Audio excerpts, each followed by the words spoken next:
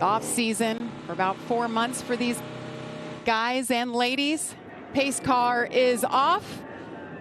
The 3 car on the inside will lead them as the green flag waves in the air. We are racing at Daytona. Finch with a nice push to Willie Mullins as they head into turn 1. Tony Breidinger, though, not wasting any time on the outside in row number 2. Remember last year, that 27 car of Tim Richmond was racing for the lead late in the race and ran out of fuel. And as we look to get the field a little more organized, the ARCA Menards Series does group qualifying, and I feel like it really splits up the field in a lot of ways as far as which cars are strong and which aren't, as guys are seeing the jockey for position pretty early. Greg Van Alst making moves early. Oh, trouble already. And we've got Tony Breidinger around the 25, and they're wrecking all over the place. Caution is out. Well. Yeah, SVG is in that as well. Shane Van Gisbergen had to run this race to be able to race in the Xfinity race, so this will be interesting to see what the officials say. I think Tanner Gray and the Gibbs number 18 was also in that. Jeff Schofield in the 07 we see there. Big damage to Amber Balkan. Amber Balkan full-time. I think that's Ed Pompa in the number 10 car for Andy Hillenberg.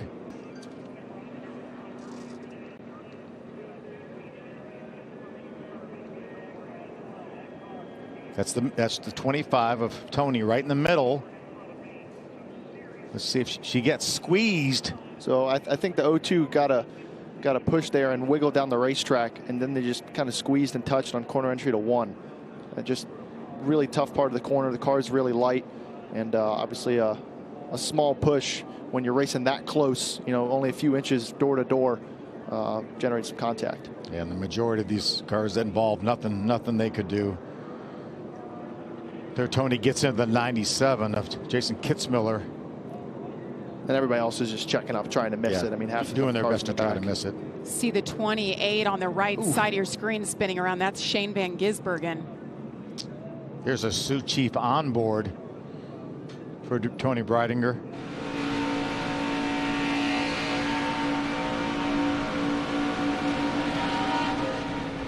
Yeah, so when that push got delivered to the 55, I mean, Tony, you can see by the lines on the racetrack, she was holding her car dead straight.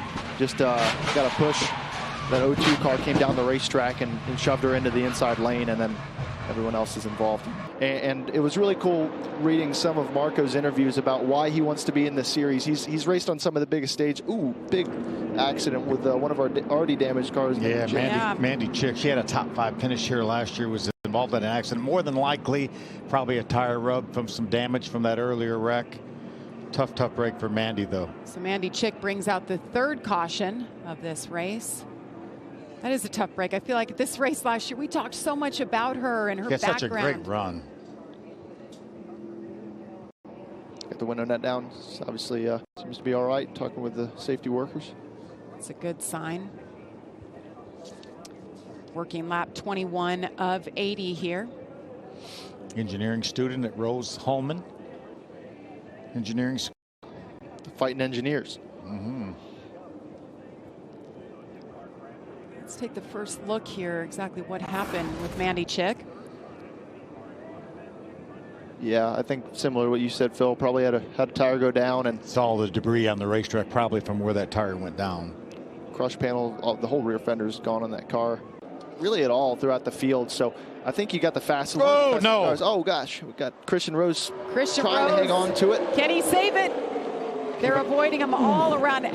What a time you can keep it off the wall here is a job well done for Christian Rose. Without a doubt. That's a tough spot being turned sideways in the trioval. And caution comes out. This is the scheduled caution. Oh, and we have cars all the way around as the caution came out. That's Willie Mullins, the pole sitter going around. Dale Quarterly, the 4, Leland Honeyman in the 02. Got a couple others back there involved. Somebody stopped on the track. Can't really see the number there. That's the 13 car right there. That's Armani Williams. Armani was involved in that first incident, but recovered. And Marco Andretti got caught up in that. We've got Marco Andretti already spun all the way at the top of the field. comes down in Dale Quarterly, and other cars just dodging the miss and locking down brakes. I wonder what further back, probably exited turn 2, how Marco got turned sideways. Doesn't look like Leland Honeyman had much damage. You see that's Patrick Emmerling, the blue and white car behind Marco. This is about the time the caution is going to come out. I'm not sure it's out yet. Yep, you saw it on the, Did you? the Okay, wall right so the there. caution is out, but I'm not sure anyone had backed off yet. They looked really stacked up in that outside lane. I don't know if the couple of leaders were backing up, but Marco was really tucked up. I believe that was the 55 at Gus Dean. I think he was trying to stay off of him, and whether if that's due to the fact that Marco doesn't really have a rear bumper anymore, is that what makes that push go so bad, or is it just that big of a run? Kind of hard to tell from the front-facing angle, but either way, yeah, hooked Marco in front of the field. I think there might have been a little bit of a touch there from Armani Williams. Add it to the list of don't push here. Yeah. Wow, what a good save. Look how much steering he's got in that thing. On board here from LeVar Scott. I mean, he is. That reminds you of that Kyle Busch save. I don't know if it was 2015 or when he won like the Clash. When he won the Clash. I mean, he is. I mean, look at the tire tracks he's leaving. He's more than 45 degrees sideways. And Big Willie never got out of the gas. He's standing on that thing. I think it all depends on how long this outside lane stays in. We've got two really, really fast cars. And around goes the 99. That's Michael Maples. The wall. Oh, gosh.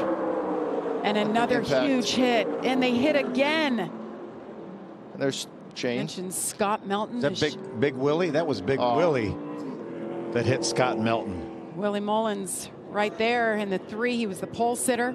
Looked like he hit him really hard, and then it looked like it hung the throttle wide open almost, and gets pretty wide coming off the corner and just loses it. Just got loose. He's got something sparking back there. I think he had some sort of an issue where he lost the back of the car, because he was kind of tracking up the racetrack all the way on the exit of the corner by himself, and then obviously collects kind of a bystander there in the 69 car, and Willie Mullins hits a ton in the back of that car. And it's hard to see it from this angle, but there was a lot more smoke than it looked like, probably from the angle that we were looking at it. So Willie was probably in that smoke. So violent. You see that impact.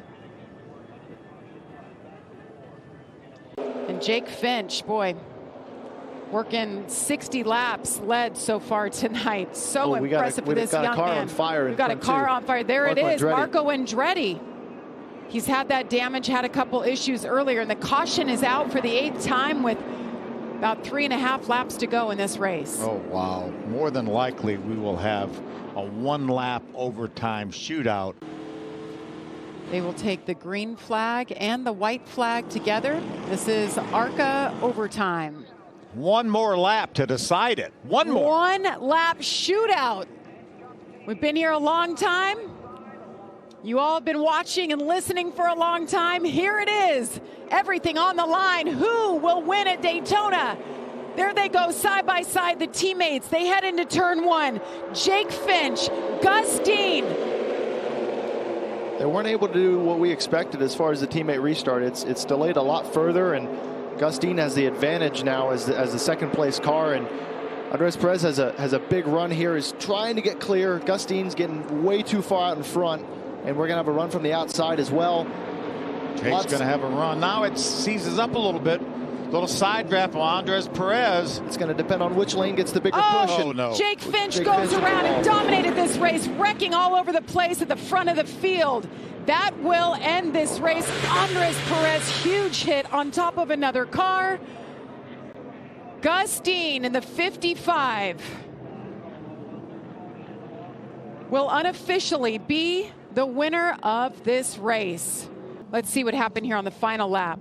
Just a lot of pushes, and there was a lot of momentum coming back to that third row, and that outside lane started it, and yeah, just a lot of pushing and shoving.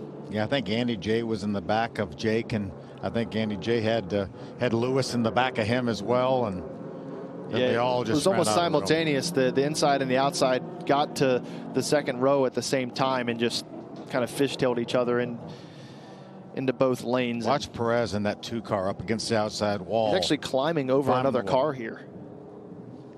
And he like stays mounted on top of the 73 Andy car. J's car. Is that Armani Williams? It is. It is. The 13. What an impact for Jake Finch. Led 66 laps tonight, only to go straight into the wall on the final lap. Here's another look. Yeah, Jake's just going down the straightaway, and they start pushing and shoving there, and should be a good onboard view here from Perez coming up, as he's obviously the car that's he's on top of Andy Jankowiak's car. Yeah. Could be a wild ride. So he's getting the side draft, thinks he has a chance to win this race, and then lots of pushing and shoving. 20 gets turned into the fence, and then 2 car goes for a ride. Oh my goodness. Amazing pictures.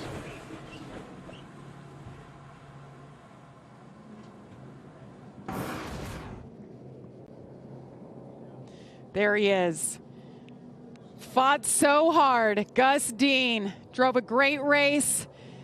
Brings it home for his grandfather, who he just lost his best friend a couple of weeks ago. Said he's going to race and win for him, and he does it.